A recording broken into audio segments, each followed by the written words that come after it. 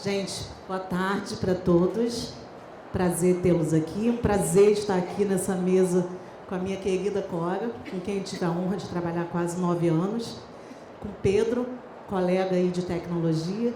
A gente escreve sobre tecnologia há muitos anos também. Carpinejar, de quem eu sou fã, então eu estou aqui ainda babando aqui, super emocionada. A gente vai começar falando sobre um tema muito interessante. Na verdade, vamos começar apresentando, né? Então, vamos começar ali com o Pedro? Pedro, vamos falar dos seus livros que estão aí?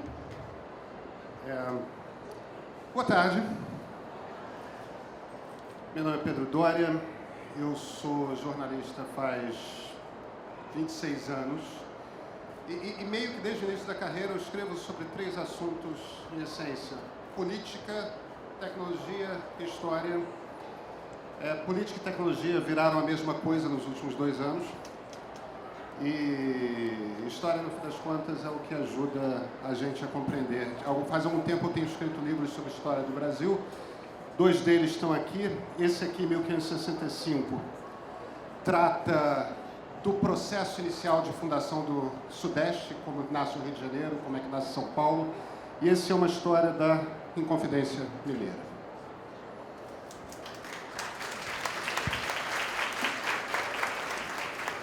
Vou pedir agora para a Cora se apresentar também.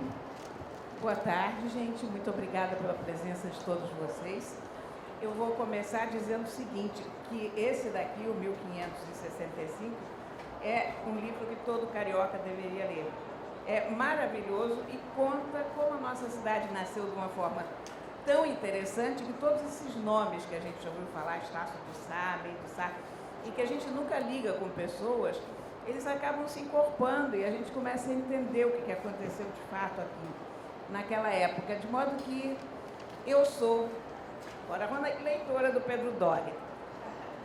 A Cora é minha amiga também, tá? Então tem uma... Os amigos são os mais difíceis de conquistar. Verdade, de manter também. De manter. Verdade. Você? Eu tenho 46 anos e vi que não era um bom filho, podia ser um bom pai, que eu não tinha paciência com meus pais velhos. Meus pais têm 80 anos, eu brigava com eles por qualquer coisa, acreditava que meus pais eram conservadores, chatos, irritantes, e não me dava conta de algo muito simples. Se eu pensava diferente dos meus pais, é que meus pais permitiram que eu pensasse diferente.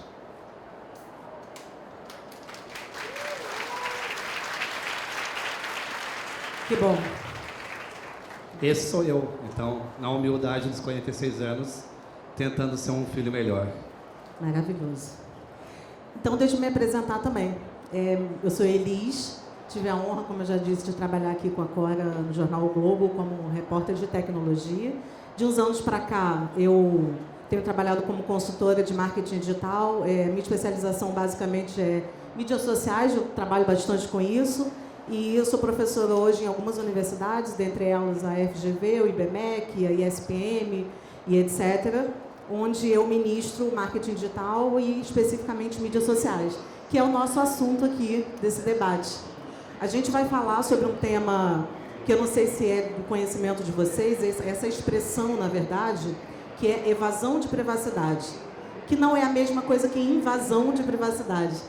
Então, a gente vai tentar entender por que a gente está tratando de evasão de privacidade nessa mesa, que é uma coisa, na verdade, que deve ser da preocupação de todos nós. Então, eu vou começar, na verdade, com uma coisa leve, depois a gente vai passando por uma mais pesadinha, depois a gente volta para leve. Eu vou começar aqui com esse livro sensacional, que estava até com o meu aqui, que eu já li, óbvio, do Carpinejar. Minha esposa tem a senha do meu celular. Eu li, óbvio, e achei sensacional.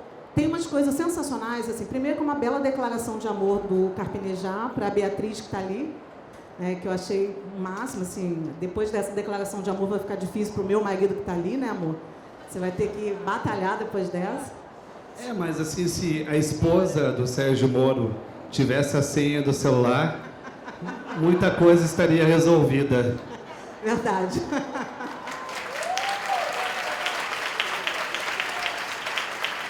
A gente não estaria tanto na roubada como a gente está. Com certeza. Ela não deixaria, acho. Uma das coisas que o Carpinejar conta aí no livro, além de a esposa ter a senha, na verdade não é nem essa questão de ela ter a senha. Na verdade não há entre eles, o que ele conta no livro, isso não é um problema, na verdade, né? Ele usa o telefone dela, ela usa o telefone dele, eles não tratam isso como um problema. Isso não é nem invasão de privacidade, em nenhum momento, claro, evasão de privacidade, porque eles não veem isso como uma questão de privacidade. Mas eu achei muito legal algumas passagens que ele coloca, por exemplo, que as pessoas hoje têm muito essa coisa de emissão de likes e comentários, que alguns casais veem isso como um problema, né?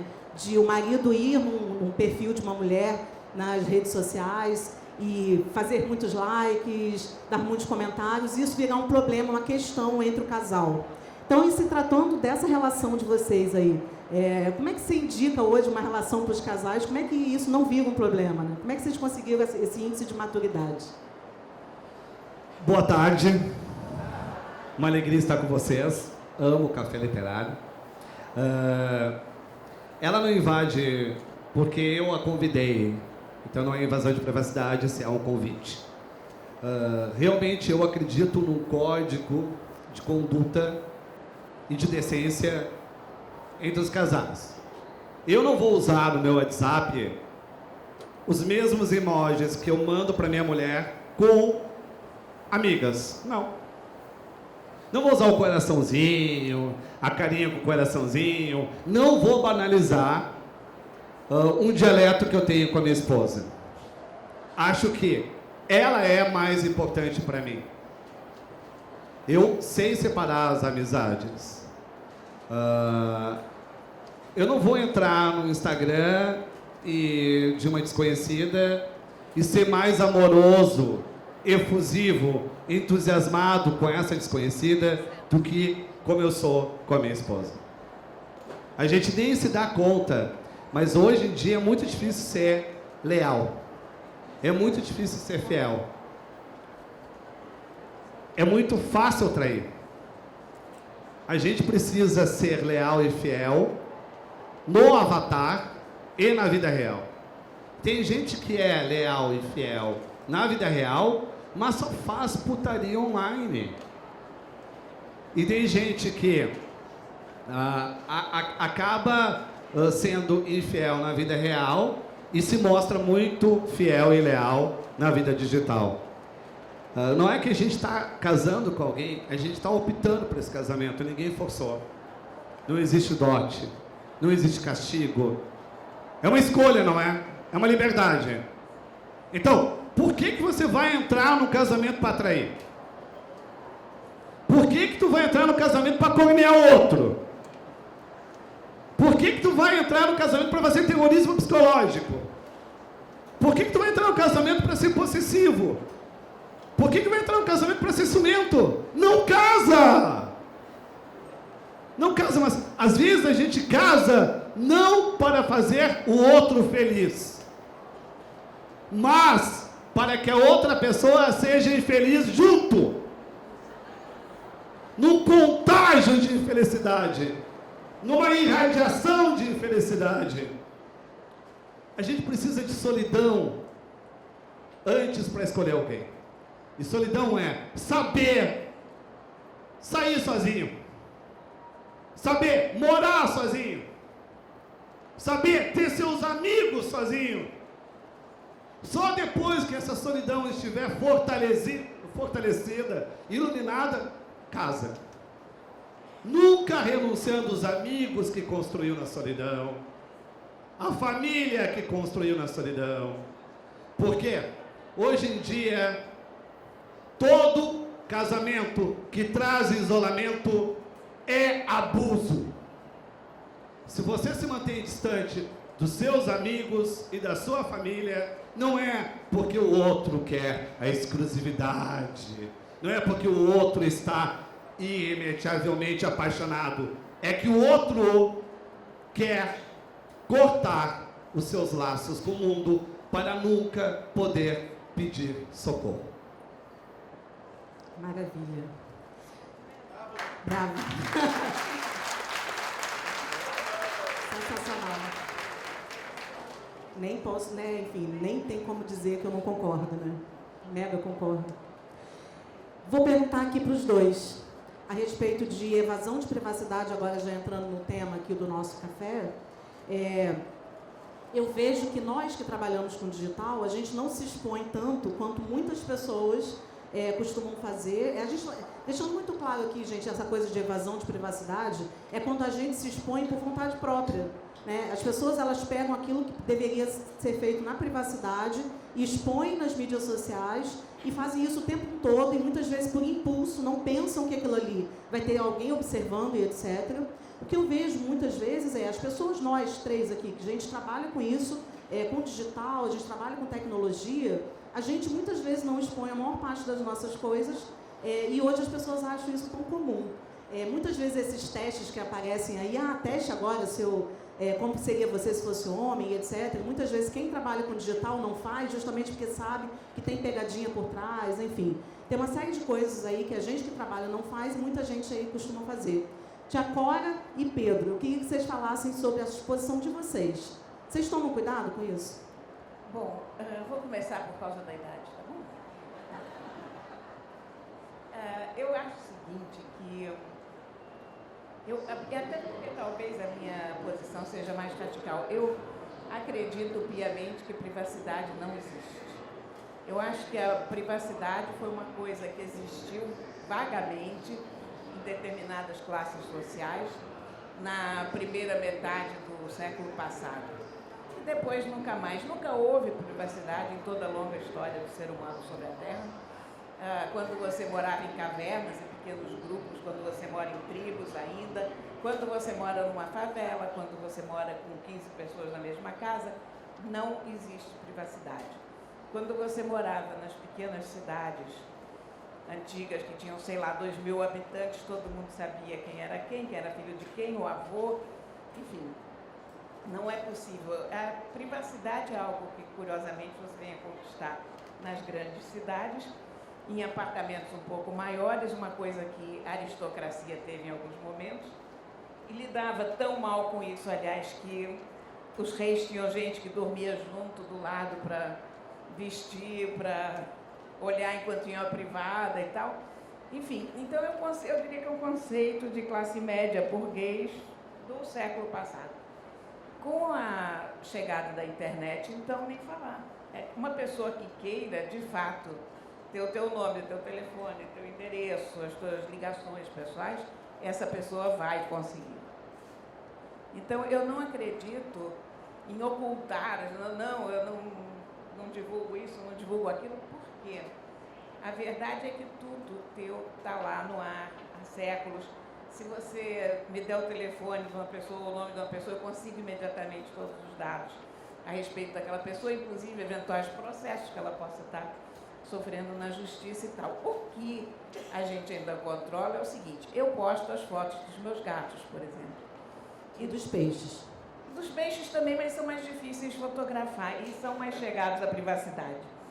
Então, meus netos eu posto pouco, não por minha causa, eu acho meus netos lindos, mas porque eu acho que essas crianças, amanhã, quando estiverem procurando um emprego ou estiverem na faculdade, se tiver alguma foto que a gente acha engraçadinha para uma criança, mas pode ser comprometedora para um adolescente que já é mais autoconsciente, ou para um adulto, eles não vão poder tirar isso do ar, porque isso vai estar no ar. Então, eu sou muito cuidadosa com isso, com o que eu posto dos meus netos.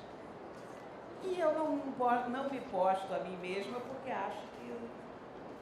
Porque eu não gosto, sinceramente, porque acho que há coisas mais interessantes para falar.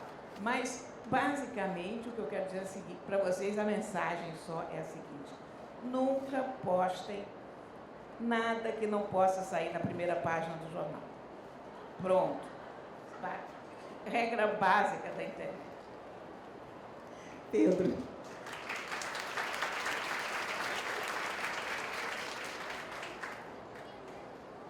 Eu vou só parecer discordar da Cora inicialmente, mas no fundo eu vou estar falando uma coisa parecida.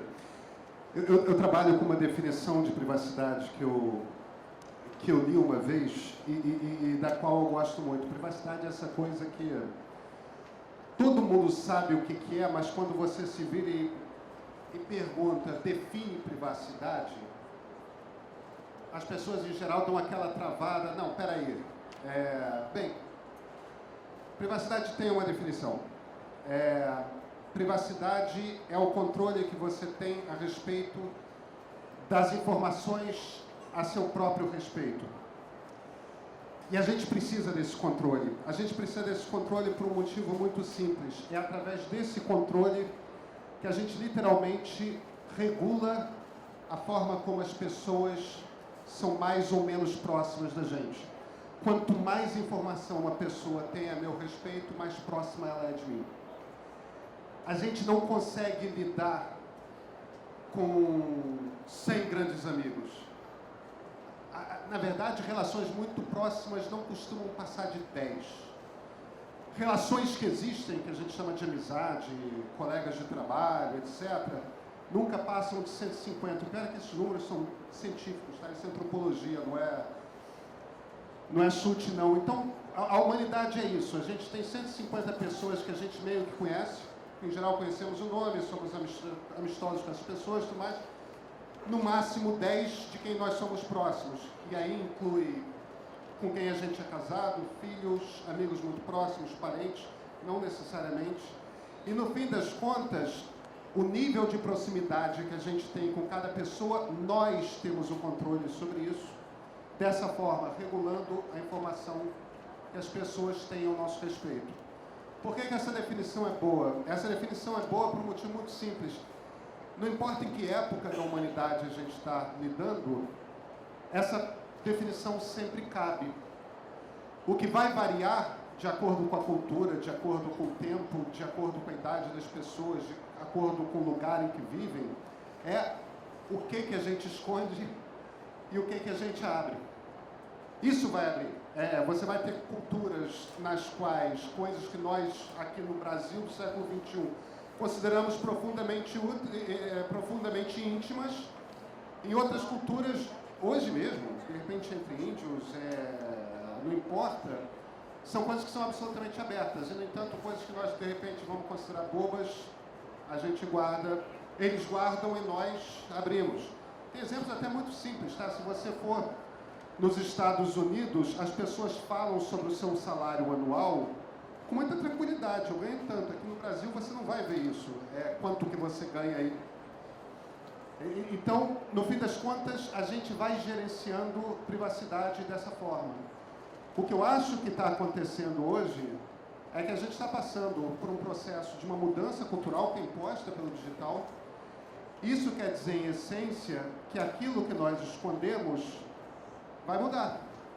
E aquilo que nós guardamos, e aquilo que nós divulgamos, também vai mudar. Já está mudando. Só que a gente ainda está numa fase meio que de choque cultural, né? Ainda existem pessoas como nós que foram criadas em ambientes analógicos, e aqui, como as crianças que são frutos já do mundo digital. E esse processo de mudança é um processo inevitavelmente traumático. A gente está passando por uma mudança que é muito mais profunda do que as pessoas muitas vezes percebem. E um dos lugares onde esse troço dói é justamente nessa aparente falta de controle que nós temos com as informações a nosso respeito, sobre os quais, de certa forma, a gente está perdendo. Isso é um problema para você, Carpi? Se você publica toda a sua vida nas redes sociais, a sua vida é muito pequena. Eu tenho segredos, tenho mistérios. Eu cultivo lembranças com a minha esposa, cultivo lembranças com os meus pais, cultivo lembranças com os meus filhos. E o que a gente está tentando fazer é mais uma espécie de memória coletiva. É tipo o WhatsApp, os grupos de WhatsApp. É uma praga. Tu vai sair com 2 colegas de trabalho, cria um grupo para avisar que vai se atrasar. Olha quantos grupos fantasmas a gente tem no WhatsApp. Aí tu tem um grupo da família, aí tem um grupo dos irmãos, aí tem um grupo dos tios, dos primos. É muito grupo. A gente não está se encontrando. A gente avisa de um modo geral o que estamos vivendo e não criando vidas particulares com cada um. É importante que eu vá no cinema com meu filho, isso com ele, e tenha coisas para falar somente com ele. Que eu saia com a minha esposa e tenha coisas para falar somente com ela. Não! A gente quer que todo mundo saiba, mas aí identifica-se uma surdez. A gente quer que todo mundo saiba da nossa vida, mas não estamos interessados em saber da vida dos outros. É uma surdez. A gente quer falar, olha o que estamos fazendo, olha o que eu estou fazendo, mas não fica para escutar. Ninguém tem paciência para escutar. Por isso que eu acho que estamos numa era da mentira.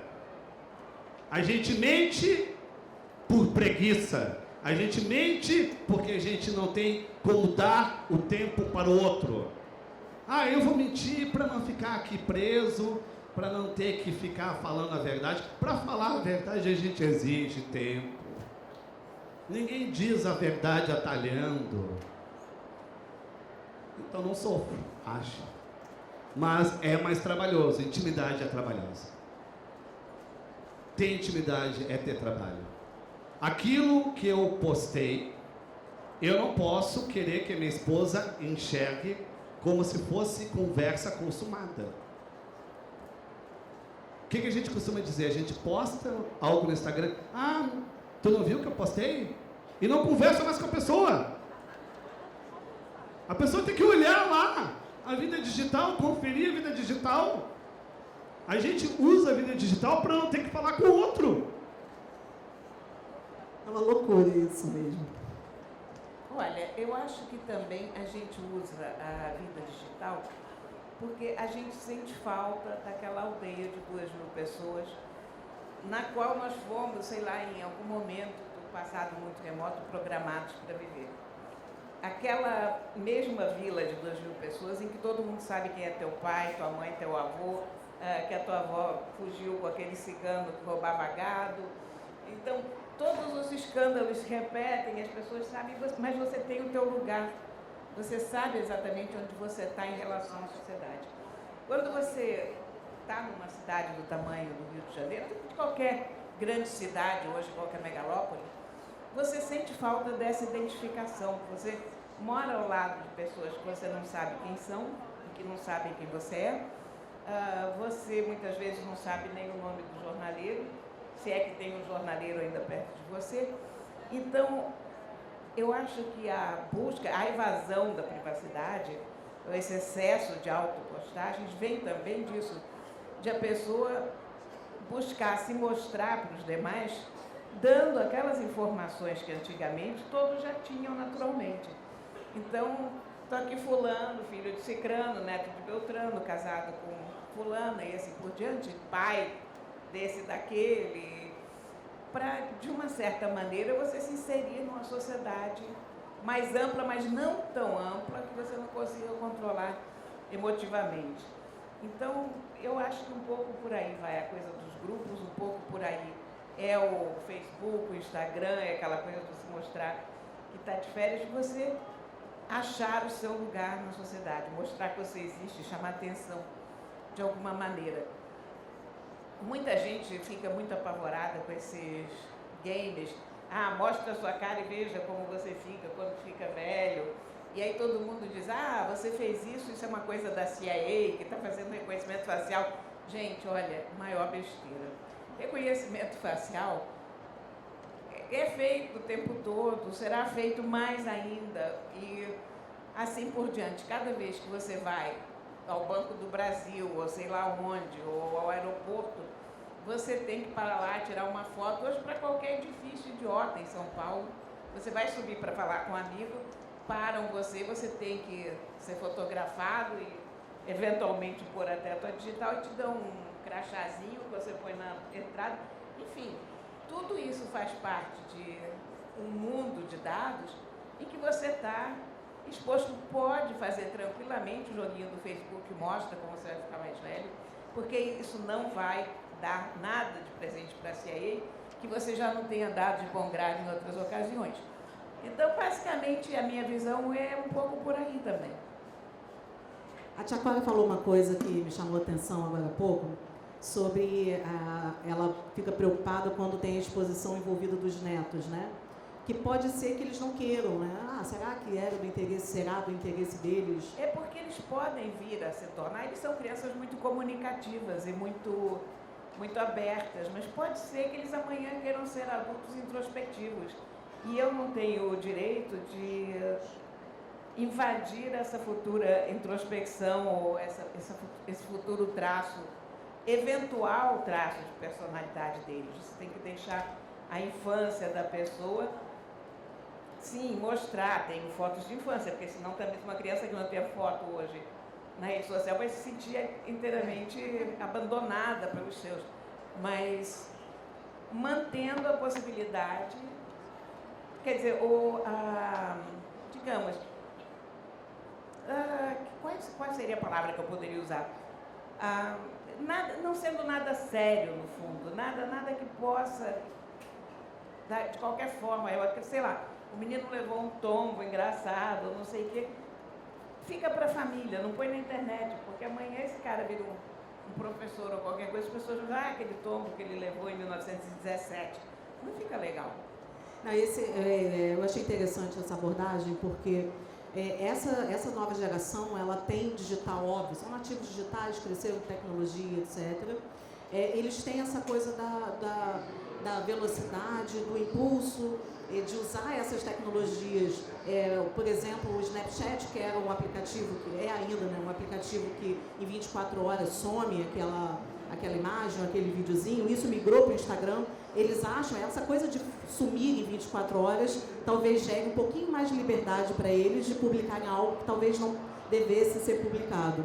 Será que as novas gerações estão preparadas para pensar um pouquinho nessa evasão de privacidade? Ou seja, será que não podem estar gerando aí uma pegada digital que não valeria a pena estar gerando? Será que os pais estão falando sobre isso com as crianças? Eu acho que o mundo, como disse o Pedro, esse mundo digital está sendo construído. Nós estamos descobrindo os limites dele e como ele funciona à medida em que a gente vai fazendo. Por isso é tão traumático, porque ainda não há regras, porque ainda não se sabe onde isso vai dar. As novas gerações, essa garotada mais pequena, os meus netos, por exemplo, eles já nasceram nisso. Quando eles estiverem maiores, eles serão frutos de uma realidade que nós não conseguimos perceber. Que eles já percebem de uma forma que nós não percebemos. E que daqui a alguns anos ficará inteiramente normal para eles, será o meio comum. Quer dizer, os meus avós tinham muito preconceito contra telefone, por exemplo. Eu já não entendo como alguém podia ter preconceito contra um telefone, mas os avós achavam aquilo o fim do mundo, dilúvio personificado. Enfim. Aliás, tem outro público agora entrando em massa, né? Entrando há pelo menos uns 2 anos aí, um público entrando em massa nas mídias sociais, que é o público de melhor idade também. Que isso eu acho que está tendo uma conspiração dos netos com os avós. Porque os filhos não têm paciência para explicar como funciona as redes sociais para os avós, os netos têm. E eles se vingam. Eu não aguento mais a minha mãe me chamando por vídeo no celular. Ela quer me ver, entendeu? Onde tu tá? E ela disse, não atendeu minha chamada de vídeo. Não, mãe, não posso aparecer agora. Por que não pode aparecer? Bem, dia desse, só uma pequena historinha. Dia desse, minha mãe entrou numa transmissão ao vivo no Facebook. Eu falei, minha mãe fazendo transmissão ao vivo no Facebook. E aí, quando eu fui ver, ela estava no banheiro fazendo uma transmissão ao vivo. Como ela estava com o celular na mão, eu imediatamente peguei o telefone, liguei para a casa dela, falei com a minha tia, pelo amor de Deus, minha mãe está fazendo uma transmissão ao vivo, bate na porta, porque ela não sabe nem o que ela está fazendo. Tu tem dificuldade com o nude da tua mãe? Pensou que foi involuntário. Ela queria. É a grande audiência. Estragou. Estraguei. Não, mas é óbvio que eu fiz os prints e guardei para o futuro familiar para a gente poder usar. Qual que é o Instagram da tua mãe que eu quero segui-la? Vamos lá. Depois eu passo para você.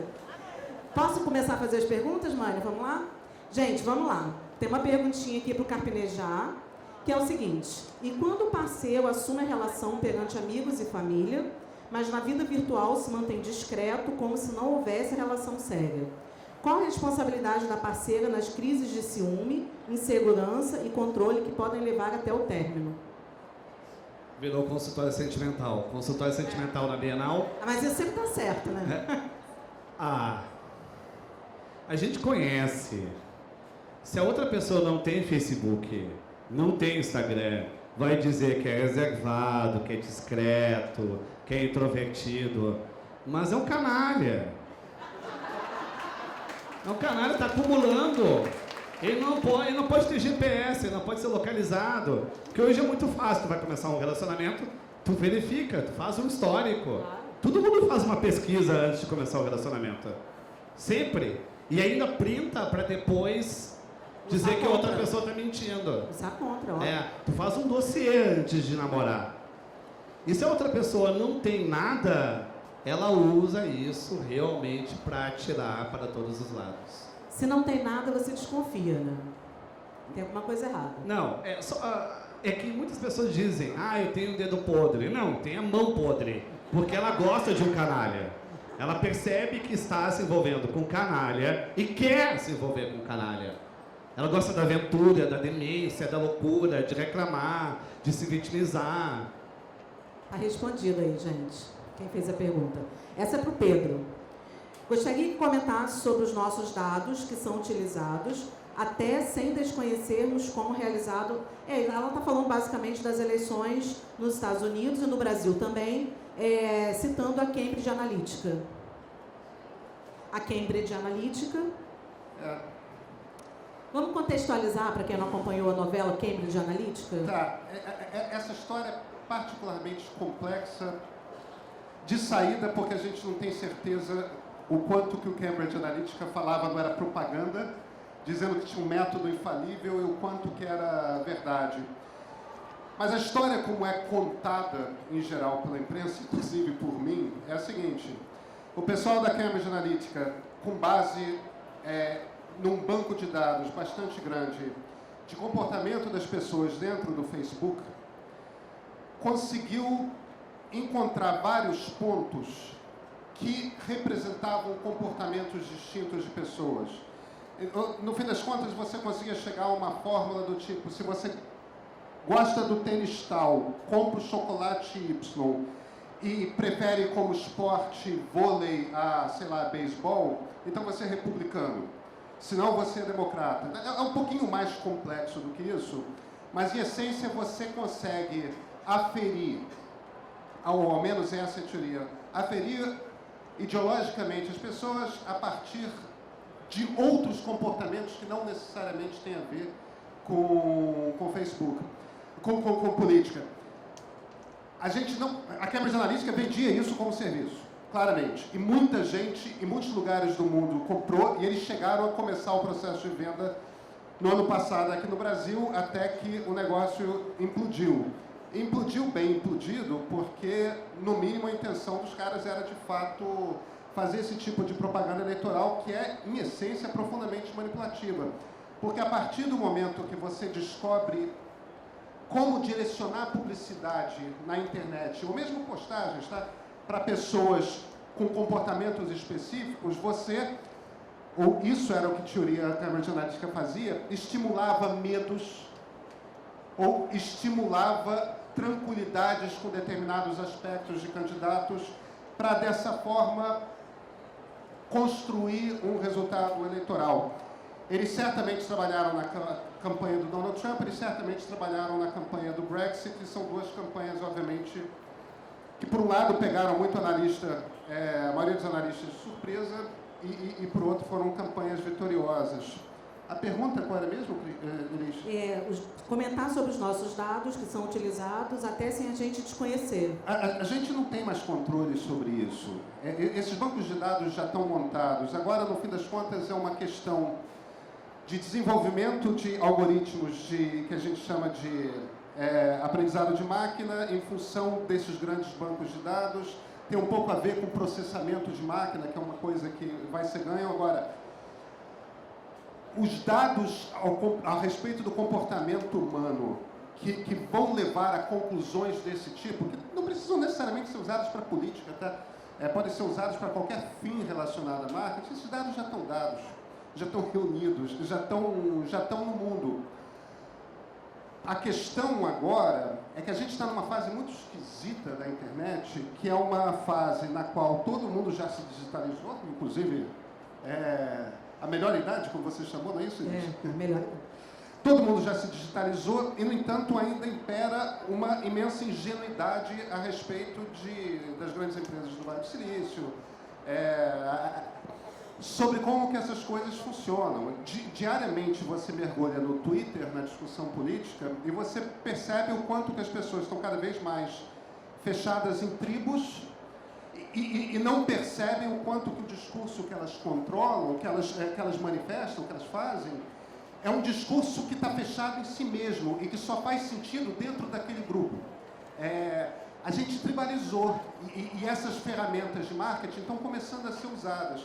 Eu acho que com o passar do tempo, não é que isso vai deixar de existir. Provavelmente vai haver algum tipo de regulação, tanto quanto é possível. Independentemente disso, a gente vai começar a perder ingenuidade e perceber mais quando que a gente está sendo manipulado. Mas sempre ressaltando, a gente não tem certeza de que o que a Cambridge Analytica fazia dava certo. A gente só sabe que eles tentaram. O que eu posso dizer, com o que eu tenho trabalhado ultimamente, é que as empresas estão muito ligadas nisso, do que elas sabem sobre os seus funcionários. E o que os seus funcionários andam fazendo também em mídias sociais, viu? Elas estão muito preocupadas. Eu tenho trabalhado aí com consultoria, dando curso e etc., treinamento, sensibilização em grandes empresas, que estão muito preocupadas com o que os seus funcionários estão falando sobre elas nas mídias sociais, como elas podem controlar, e é incontrolável. Então, eles estão trabalhando com sensibilização e etc., para que as pessoas entendam que a reputação da marca também tem a ver com o seu funcionário e etc. E a gente precisa pensar que a nossa marca, enquanto profissional, também está sendo vista lá nas mídias sociais. Então, também fica a dica, né? Nós não somos uma pessoa fora e uma pessoa lá. Somos a mesma pessoa online e offline. Não existe mais duas vidas, né? Mas aí, Elis, eu só chamaria a atenção. Eu sei que é isso mesmo, as marcas estão extremamente preocupadas com isso. Agora, faz parte desse processo, desse flerte com o autoritarismo no qual a gente está vivendo, porque isso também é uma empresa querendo começar a controlar quem os funcionários são fora dela, né? Mas todas estão fazendo. Tudo bem, mas é que o mundo está num flerte, não está autoritário, não está totalitário, muito menos, mas está num flerte com o autoritarismo. A gente vai ter que aprender nesse processo de digitalização a ganhar um espaço aí de tolerância, porque os defeitos, os vacilos das pessoas estarão cada vez mais públicos. Agora, não é só da gente, não, é de todo mundo. Inclusive das empresas, cada vez mais. Inclusive das empresas. A gente vai ter que, entre outras coisas, ganhar a tolerância e tentar desconstruir o tribunal das redes sociais. Né? Muito difícil, aliás. Aliás, isso aqui renderia mais um café, né? Porque é realmente um tema imenso. Quer falar alguma coisa sobre isso, amor? Eu concordo com o Pedro que falou sobre a questão do julgamento, né? É um tribunal e estão misturando a vida pessoal com a vida pública. Ou usam a vida pessoal para desestabilizar a vida pública. Isso em contexto. E isso é um terreno fértil para fake news. Ou seja, até conseguir justificar aquilo, o estrago já foi feito com um público específico. Eu já conversei bastante com clientes e etc., com a área de RH e etc., falar, se a pessoa posta muito foto de biquíni, se a pessoa posta muito que bebe muito, que não gosta de sexta-feira, que gosta de sexta-feira, não gosta de segunda, eu não contrato não. Tá nesse nível. Se não gosta de sexta-feira, não é uma boa pessoa também. Aí convenhamos, né? Pelo amor de Deus. Eu gostaria de uma pessoa bem-humorada na minha equipe. Vamos lá, mais uma pergunta. Aí é para todos, vamos ver aqui quem se prontifica. Vocês acham que um futuro dominado pela inteligência artificial, acho que não é nem futuro não, né? Acho que a gente já está aí nesse momento, né? A privacidade ainda vai existir? Acho que agora já meio que deu essa... Privacidade não existe, gente. Não existe. Eu lamento informar, mas é o que eu disse no começo dessa conversa. A privacidade nunca existiu. A privacidade foi uma ilusão passageira num determinado momento do século XX. E para pouquíssimas pessoas de classes sociais privilegiadas. Resta essa definição de privacidade do Pedro, das informações que a gente escolhe passar para os outros, quer dizer, as pessoas que nos estão mais próximas. As pessoas que estão perto de mim sabem que eu gosto de abacaxi, o pessoal do Facebook não precisa necessariamente saber. Mas essas informações também, embora componham a parte mais importante da gente, elas não são a parte mais importante da gente. Eu acho que a privacidade vai ser redefinida. Haverá privacidade, apenas não é, como já aconteceu inúmeras vezes na história, né? Como sempre acontece na história, haverá um outro tipo de privacidade. Ela fatalmente mudará. Eu não tenho medo da inteligência artificial, eu não vejo como ameaça. Eu tenho medo da burrice artificial. A burrice natural é pior. Não, mas a burrice artificial, os robôs replicando notícias, isso eu tenho medo. Eu também. Mas essas coisas estão motivadas por trás pela burrice natural. Essa realmente é inesgotável e não dá para a gente dimensionar. A inteligência artificial, em última instância, a gente tira da tomada. Acaba a bateria no momento, o sistema cai. Mas a burrice natural, ela funciona 24 horas por dia, 7 dias por semana. A gente pode contar com ela. A gente...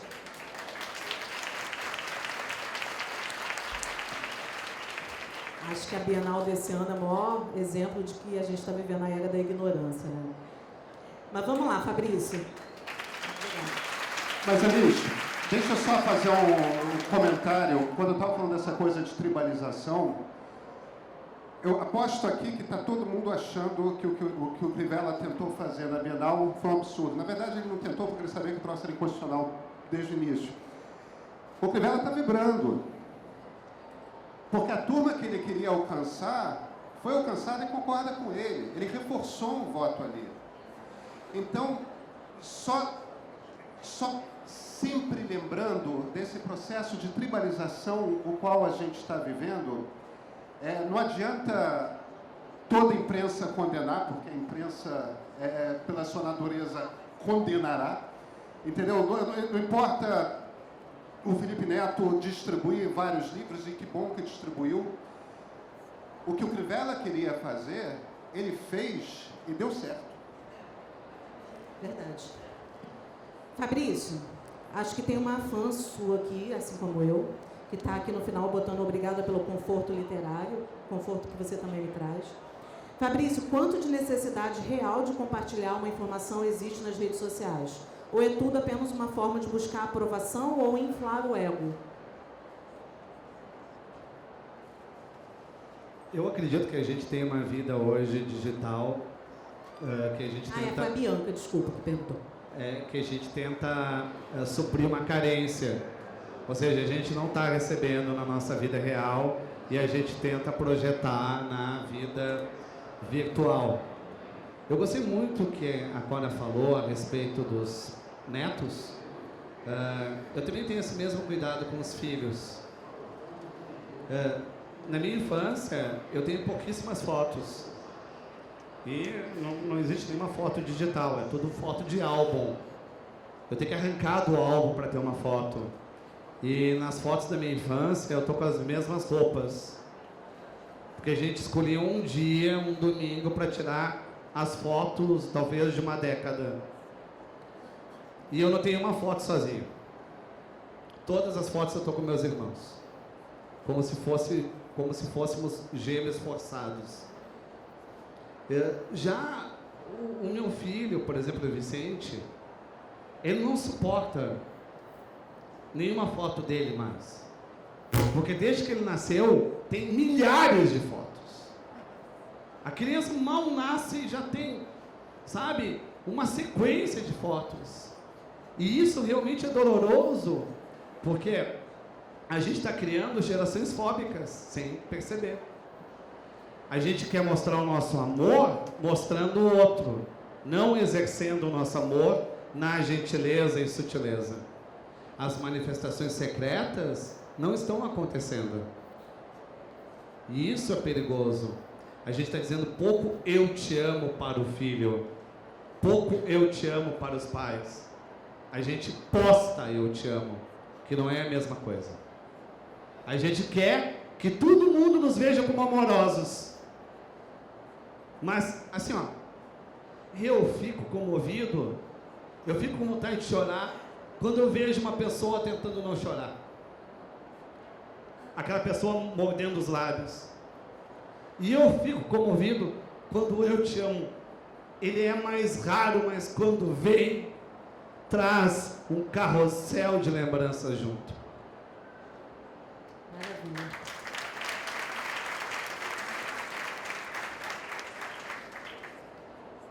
Essa eu vou fazer para a tia Cora.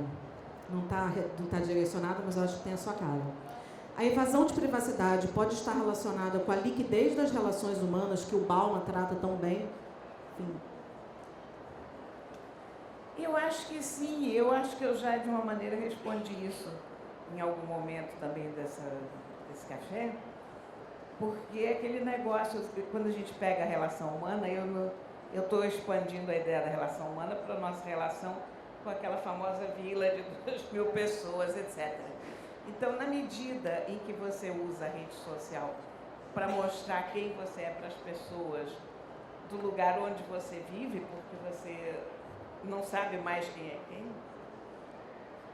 aí sim, claro, isso está substituindo o teu perfil do Facebook, substitui hoje o convívio com os vizinhos, dos teus pais e avós e tataravós tinha antigamente, porque antigamente você descendia de uma longa página de Facebook, você tinha todas as ligações e todo mundo sabia quem era quem. E hoje não sabe mais. Hoje, quando você muda para uma cidade, eu tenho tantos amigos indo embora do Brasil, do Rio, vão cair em Lisboa, não conhecem ninguém lá. O que essa pessoa tem para mostrar, a não ser a sua página do Facebook ou o seu Instagram?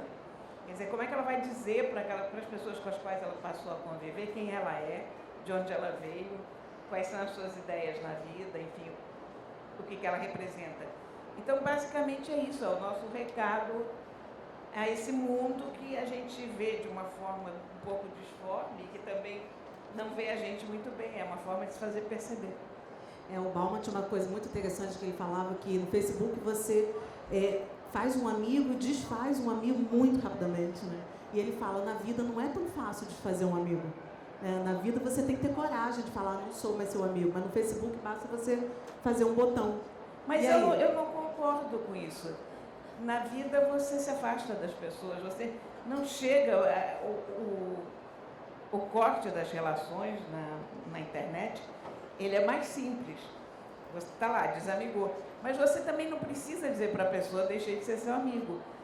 O que mais acontece é as pessoas ficarem pelo caminho mesmo, né? Senão todos nós teríamos, sei lá, quantos mil amigos, porque na vida a gente vai colecionando pessoas aqui e ali, né? Verdade. Eu só vejo que tem sinais contrários nas redes sociais. A gente utiliza também para fazer birra, chantagem. Sim, Nem claro. todo mundo é adulto, convenhamos. Quem está terminando o relacionamento, geralmente está terminando o relacionamento, bloqueia antes de terminar. Quem bloqueia o contato antes de terminar quer voltar.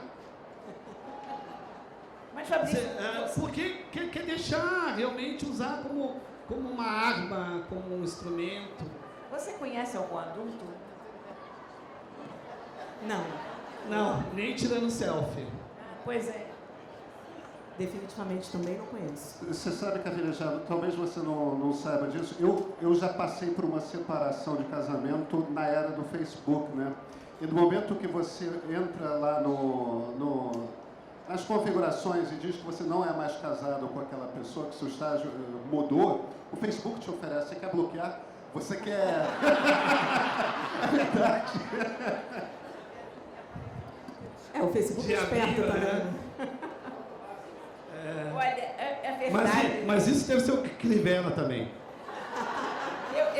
Eu acho que as redes sociais, o mundo digital, nos fazem confrontar sentimentos que às vezes a gente não seria forçada a confrontar de outra maneira, porque antigamente morria uma pessoa e você tinha aquele nome ali na caderneta, escrito à mão, e toda vez que você passava e via lá aquele nome, você pensava, meu Deus, quando eu fizer a próxima caderneta eu já não vou botar o nome de fulano, então isso era um momento muito determinado. E agora, de repente, no Facebook, fica lá a página em lembrança e está lá aquilo te lembrando o tempo todo. Esse morreu, já era. Né? Ou você não vê mais a pessoa, não segue mais. Enfim, você tem que... Também, o que sinto eu em relação a essa pessoa nesse momento? Né? Quero bloquear? Gente, vou citar aqui um bom... o que costuma fazer bastante evasão de privacidade, nosso amigo Ney Meme, como batizou o Tuti Vasquez, nosso querido Neymar, que costuma ser um criador de memes em potencial e que usa bastante o Instagram para contar da sua vida, dos seus problemas. A gente acompanha a novela Neymar aí há quantos anos, né? Ele com Bruna Marquezine, ele com a moça recentemente, a gente é praticamente uma novela em tempo real.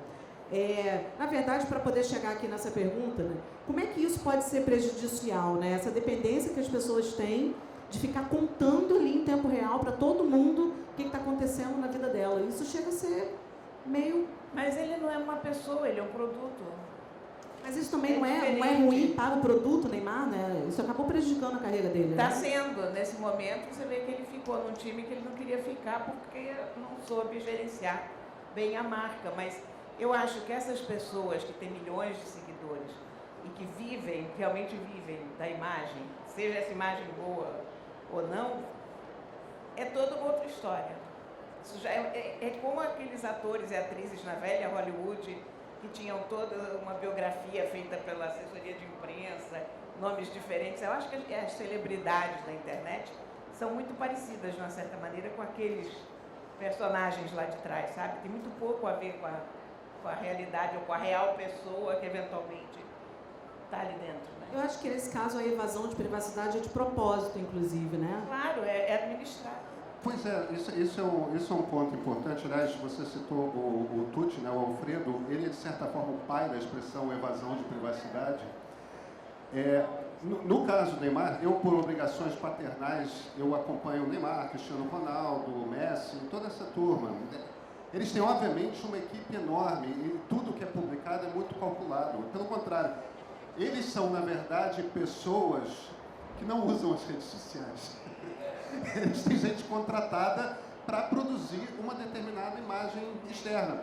O problema do Neymar é que, por uma característica da personalidade dele, existe evidentemente um conflito entre quem o Neymar é e a imagem que a equipe de marketing apresenta. E aí, nesse conflito, gera um tipo de ruído que ele próprio não está conseguindo gerenciar.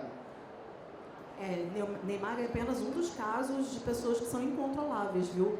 Que é a equipe de marketing. Há outros casos, inclusive aqui na cidade do Rio de Janeiro, que eu não posso comentar. Mas aí, Elis, o problema é o seguinte, essa coisa de você transformar uma pessoa num produto e querer ficar refletindo aquilo constantemente, já não dava certo direito no Star System da Hollywood dos anos 10, 20, vai continuar não dando certo porque a pessoa é, e as coisas vão transbordar, né? Seres humanos serão seres humanos. Verdade.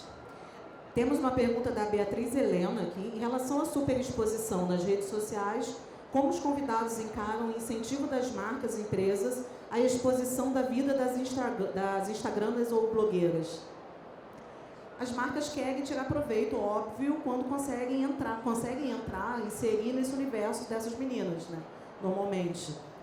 Mas não é só... as marcas... Eu acho que as marcas não... O que elas podem fazer em relação a isso? Vão incentivar?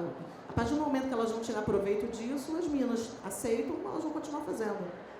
Isso é uma fase, isso é uma fase desse processo de amadurecimento das mídias digitais, né?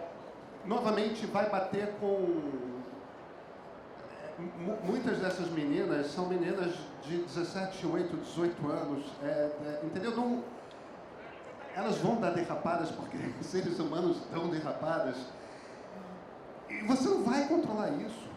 Muito imaturas também ainda para lidar com superexposição e etc. E Mas só maturidade as marcas não, também tá? não têm maturidade. Ninguém tem maturidade ainda nesse meio, porque isso ainda está sendo formado. A gente ainda não conhece todos os erros que se podem cometer nas redes sociais.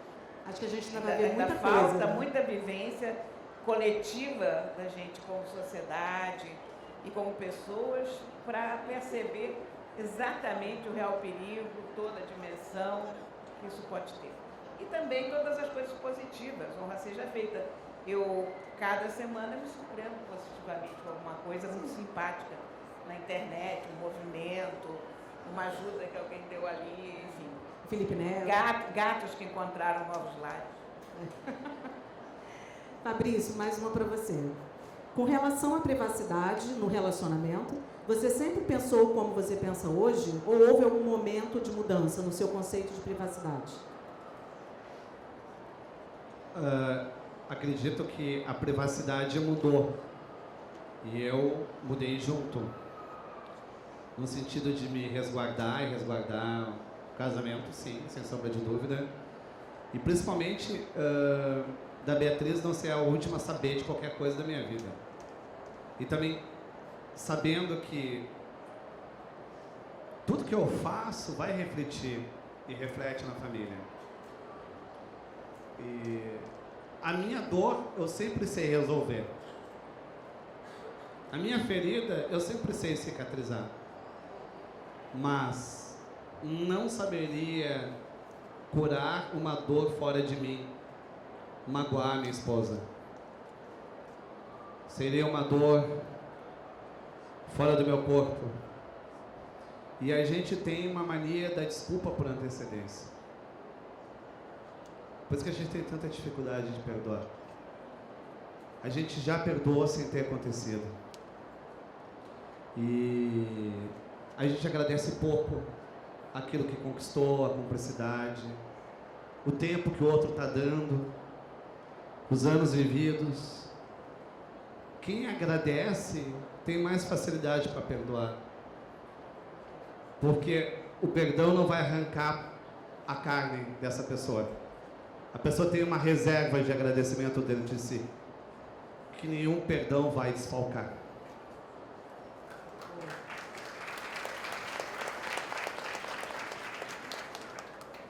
Tem uma pergunta aqui para todos, eu acho que é impossível fugir disso, né? Até que ponto a invasão de dados pode influenciar na plenitude democrática? A gente falou um pouquinho aí, né, do que aconteceu com a Cambridge Analytica e etc. Na verdade, como a gente está tratando de evasão de dados, né, o que a gente está mandando de nós, né, e não estão buscando da gente, mas a gente está mandando muito de nós o tempo todo, tá? É porque a gente não sabe. Como a Cora disse, não existe mais privacidade, a gente dá dado o tempo inteiro. E o dado não é só o que a gente preenche lá no nosso perfil, não, tá? O nosso dado é o comportamento que a gente tem, os cliques que a gente dá, os likes que a gente dá. Então, não é nem isso só. É a quantidade de formulários que a gente tem que preencher na vida da gente. Qualquer loja que você vai comprar alguma coisa hoje pede teu CPF. Quando você dá o teu CPF, ela já tem tudo lá teu, endereço, telefone, Serasa, enfim, tudo. Onde a gente tem que começar a se preocupar é em criar uma legislação, porque a coisa já fugiu, eu acho, há muito tempo, inclusive, do escopo individual. Eu acho que a gente tem que prestar muita atenção em criar uma legislação que mantenha alguns desses bancos de dados separados. Porque já tem, né? Entra em vigor agora em agosto do ano que vem. A lei de proteção de dados. Exatamente. Isso sim, isso tem que ser visto e a sociedade como um todo ela tem que estar muito atenta a isso. Mas nós fornecemos dados o tempo todo. Por exemplo, vou dar um exemplo para vocês. Eu costumo usar uma pulseira, não é essa que está aqui, é uma outra, mas parecida com essa, que eu uso o tempo todo, uso para dormir, inclusive. E uso para ver como eu dormi, se a que horas fui dormir, a que horas acordei, quanto tempo passei dormindo ou não. Nos Estados Unidos, hoje, milhões de pessoas usam essa pulseira. Se chama Fitbit Alta, aéreo, enfim, uma das várias variações da Fitbit.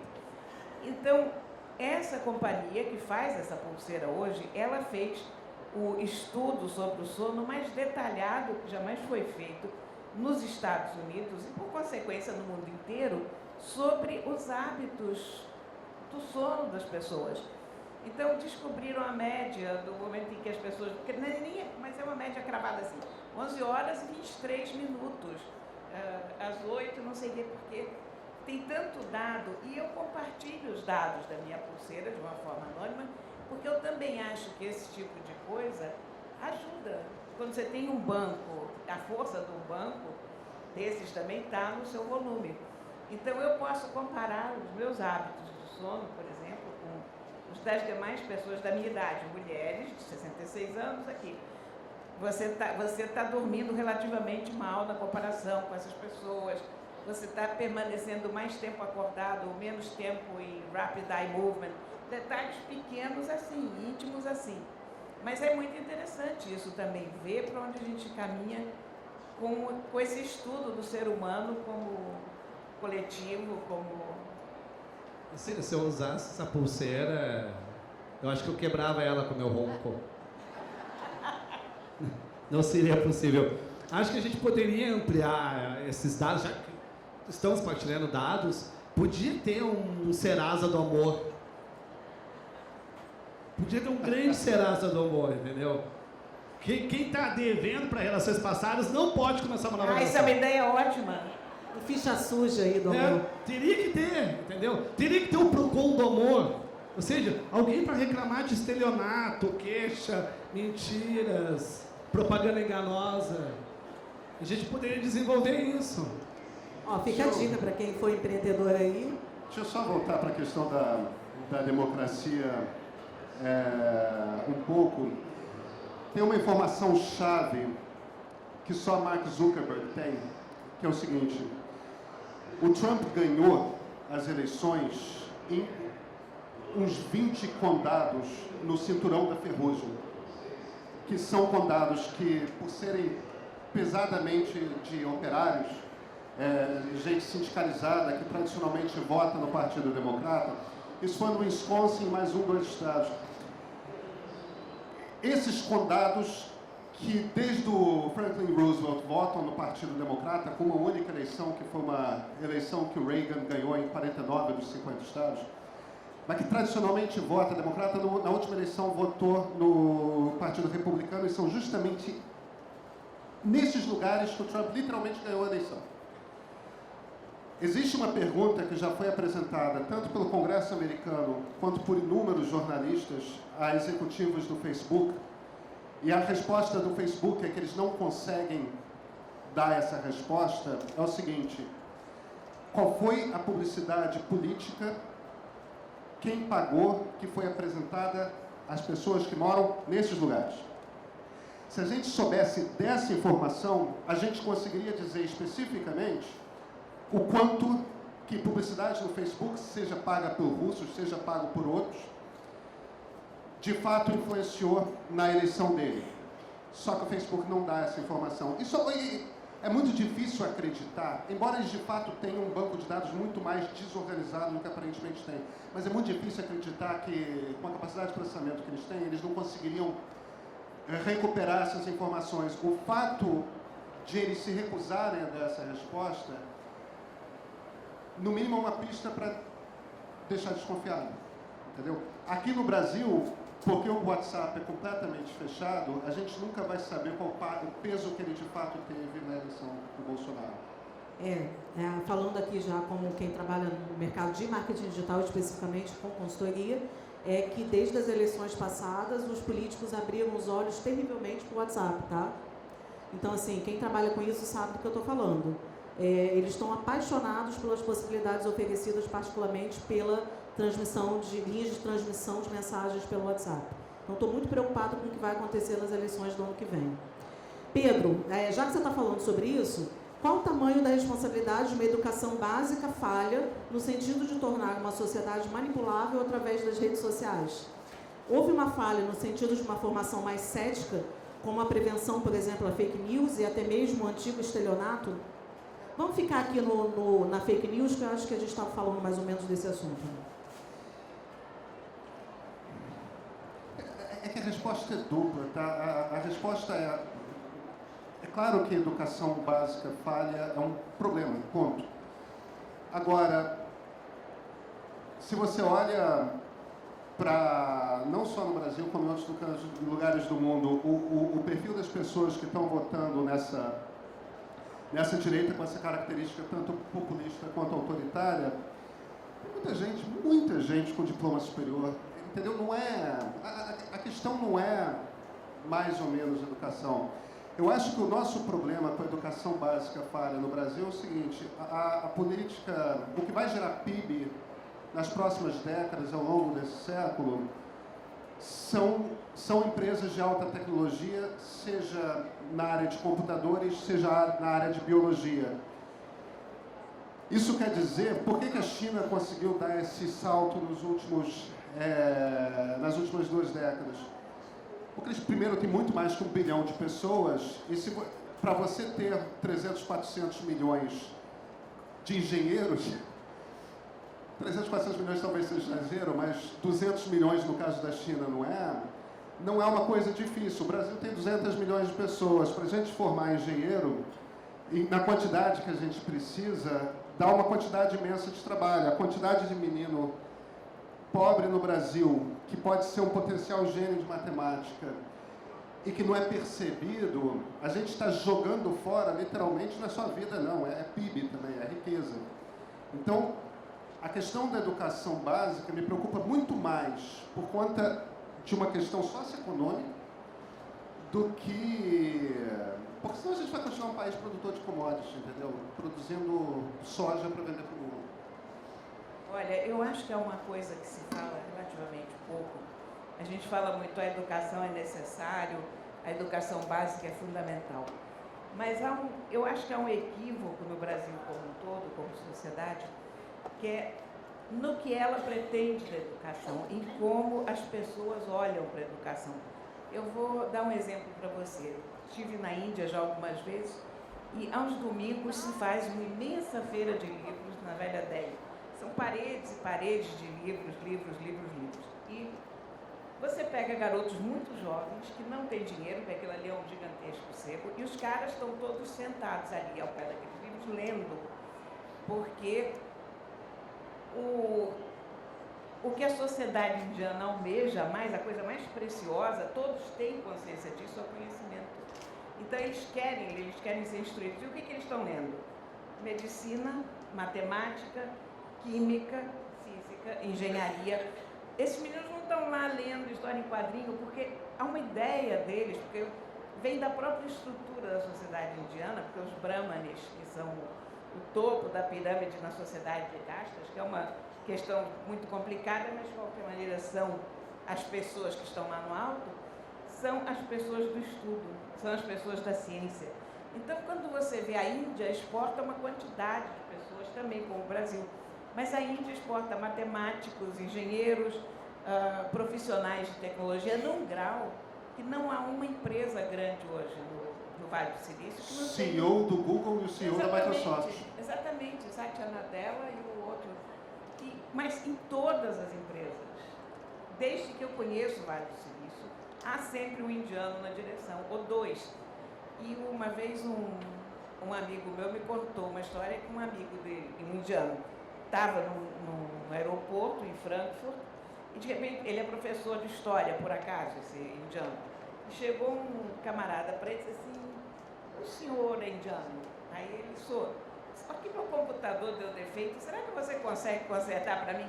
Quer dizer, então os indianos conseguiram criar essa imagem do país deles, que eles são pessoas ligadas à tecnologia. É isso que o Brasil tinha que ter começado a fazer há 30 anos. É isso que o Brasil tinha que estar começando a fazer hoje, correndo, enquanto há tempo, porque nós estamos perdendo tempo. A gente fica discutindo reforma trabalhista, reforma tributária. Não, a gente tem que discutir o fim do trabalho. como conhecemos e como que temos no Brasil, e começar a pensar em como fazer as pessoas entenderem que a única salvação é a educação. E que é preciso ler. Eu vejo, seguindo o que a Cora está falando, que a inteligência é castigada, Exatamente a isso. inteligência é torturada, a inteligência é penalizada desde a educação básica. O aluno que demonstra conhecimento tem que esperar. Não recebe nenhum atendimento. Quem aqui já foi um CDF, sabe? Quem sofre mais bullying é o CDF. Levanta a mão. Tu não, tu já sabe. Termina a primeira prova, tem que esperar toda a turma terminar. Ou seja, a gente não prospera a ciência, a gente não vê quem é inteligente. Quem é inteligente é excluído. A ponto de ter que errar de propósito para ser aceito entre os colegas. Porque a gente não destaca ele como exemplo. A inteligência não é um exemplo positivo na sala de aula.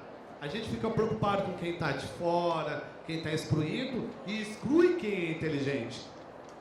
E nós temos agora uma política de governo voltada à ignorância, contra a ciência.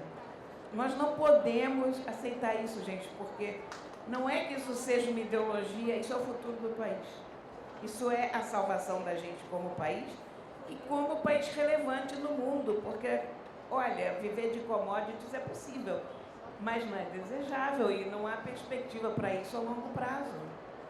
Porque a gente tem uma população super criativa, nós temos uma quantidade de pessoas e me corta o coração ver a pouca educação que essas pessoas recebem e, além disso, o pouco estímulo que é dado a um garoto que lê, a uma pessoa que está estudando, como o Fabrício falou. E até hoje continua esse negócio. E todas as nossas autoridades, mas todas elas dão exemplo de que, não precisa estudar porque você pode se tornar o que quiser não estudando, você pode ser ignorante o que quiser e pronto, acabou. Não é verdade, não pode. Então, sei lá o que fazer, às vezes eu fico um pouco desestimulada. Mas é porque a educação também ensina a votar, né? E eles não querem.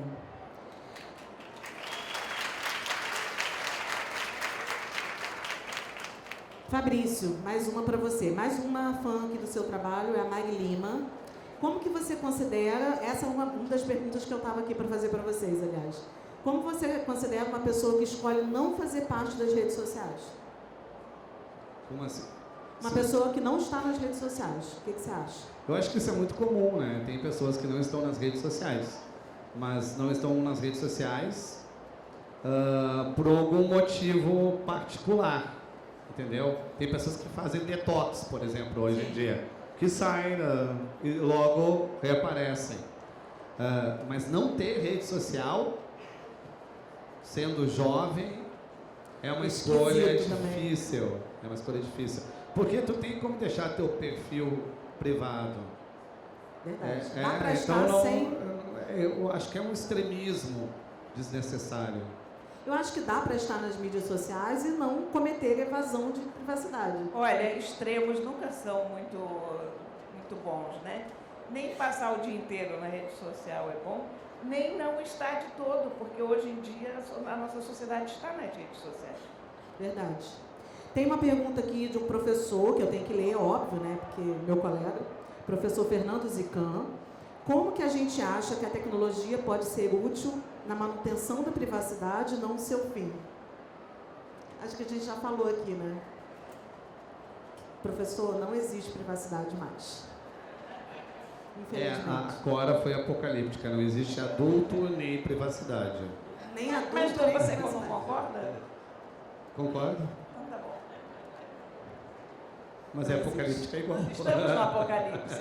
Bem-vindo ao apocalipse. Eu sei. Ele está... Tem sim. Tem aqui. Você... o professor está aqui. Então, como professor da área médica, me deparo com a questão da privacidade na relação médica. Importante. Quanto essa geração questiona a necessidade desta privacidade? Verdade. Isso, aliás, é uma coisa que tem acontecido bastante, né? A área médica entrando em massa aí nas mídias sociais e colocando coisas ali que de repente não podem.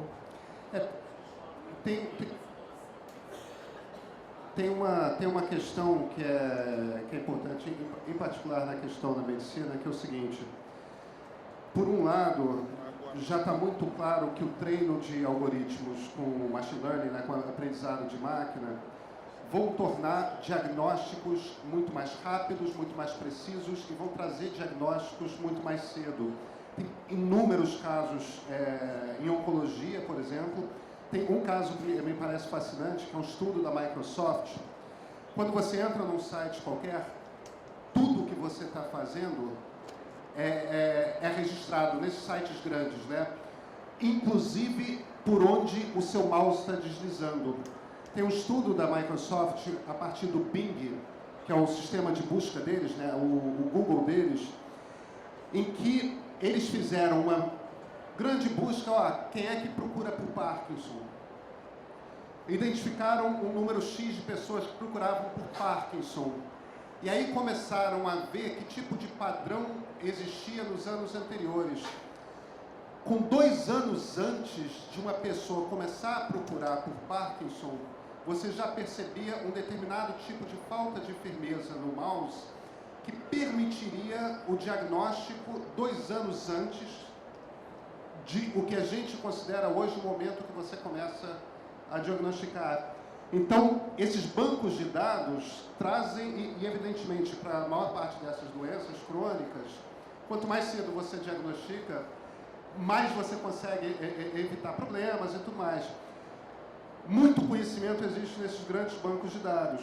O problema é, se você começa a pegar esses bancos em que estão os detalhes da saúde de todo mundo e começa a distribuir por toda a indústria farmacêutica, ou para tudo quanto é centro de pesquisa, você está revelando informações que são extremamente pessoais e que não necessariamente as pessoas querem ver divulgadas.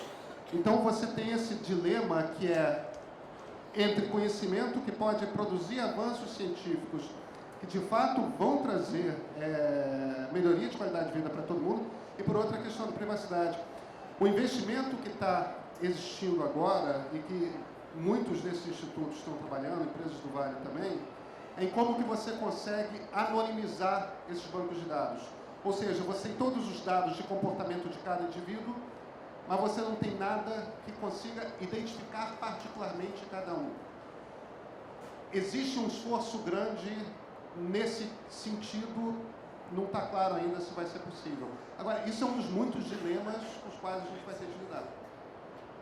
Excelente. Pedro, adorei essa pergunta aqui. Aliás, quem quiser também desenvolver esse projeto, eu achei super interessante. Nossos dados são coletados diariamente, Netflix, Spotify, etc. Aí tem Facebook, Instagram, todos eles coletam, gente. Muitas vezes pagamos pelo serviço e a plataforma utiliza as nossas preferências para captar novos clientes. Eles não deveriam pagar a gente por isso? Não é sensacional essa ideia, gente? Por favor, a pessoa quer se manifestar, quem teve essa ideia? Maravilhosa a ideia, eu quero. Eu acho também. A gente não deveria ser remunerado? Esse debate existe. Qual é a situação que a gente tem agora? A gente tem 5 grandes empresas no Vale do Silício. Tá? Que, na verdade, 2 são de Redmond, no estado de Washington, mas são, em essência, as gigantes são Google, Facebook, Apple, Microsoft e Amazon. São todas empresas que, em valor de mercado, valem na casa de $1 trilhão. Isso jamais existiu. Isso jamais existiu, e, no entanto, essas empresas,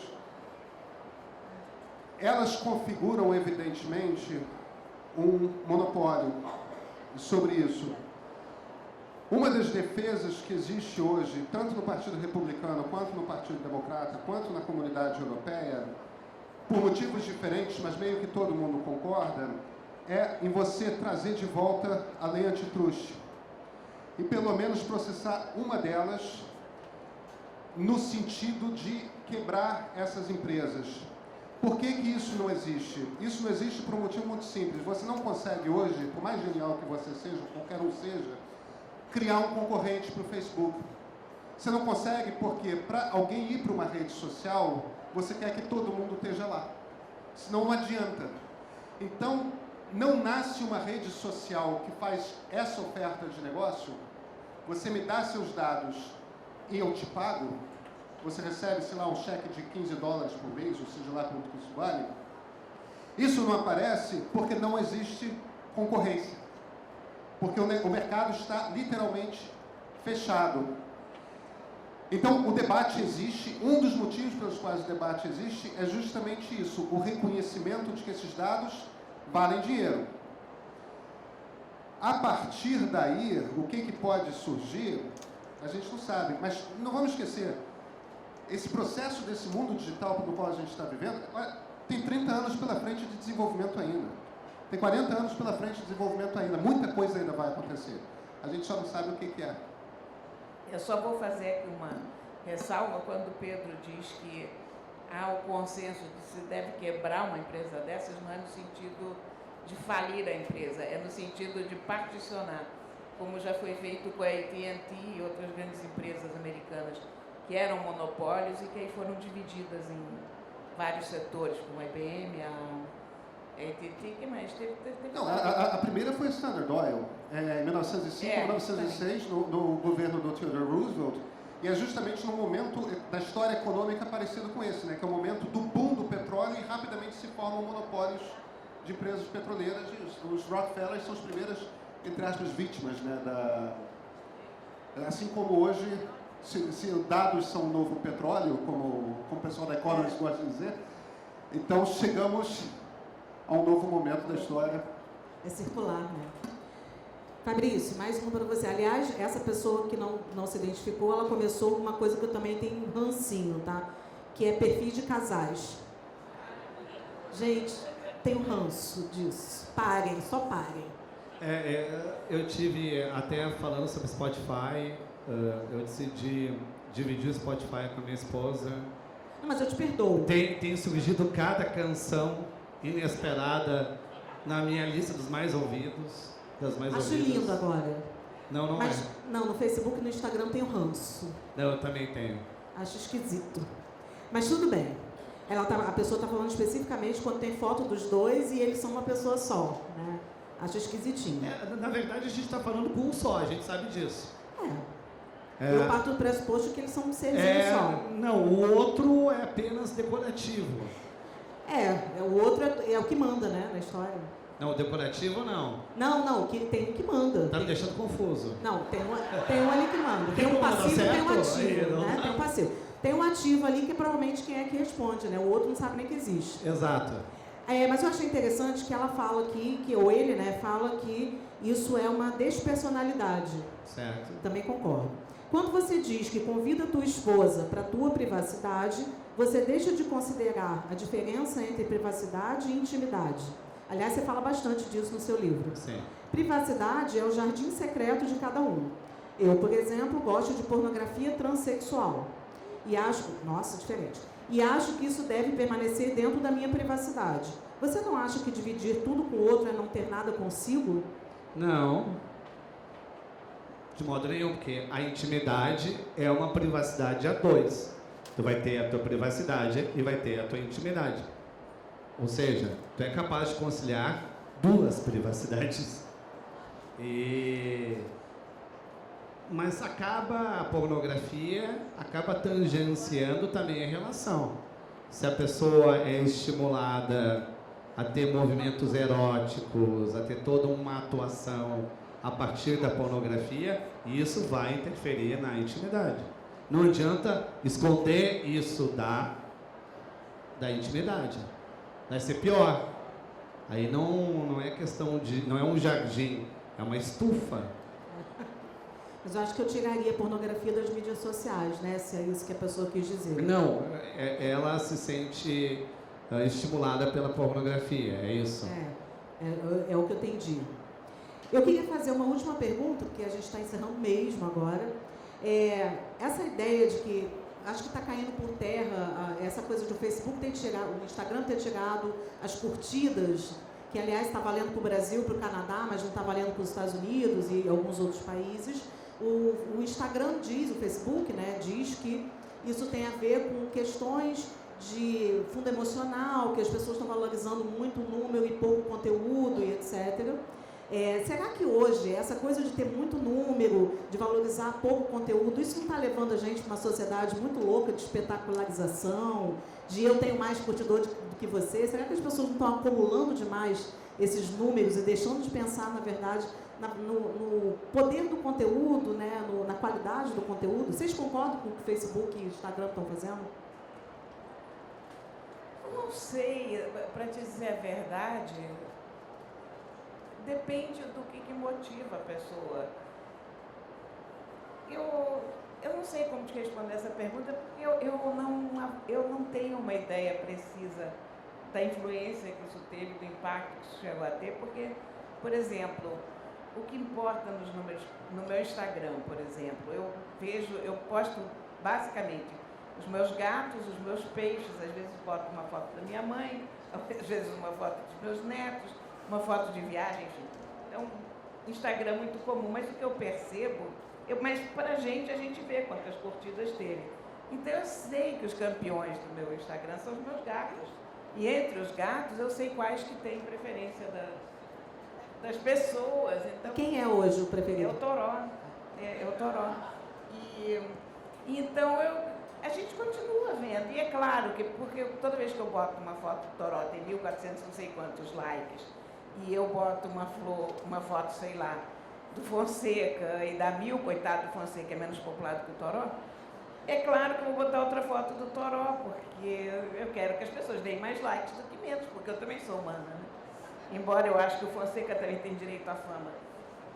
Mas, enfim, eu não sei dizer. Eu realmente eu não me sinto capaz de opinar. Mas isso virou uma corrida louca, né? De quem tem mais curtida do que o outro. Mas né? também tem um papel do Facebook e do Instagram de tirar o poder dos influenciadores. Ou seja, e deixar para marcas mais tradicionais. É uma questão de administração de espaço.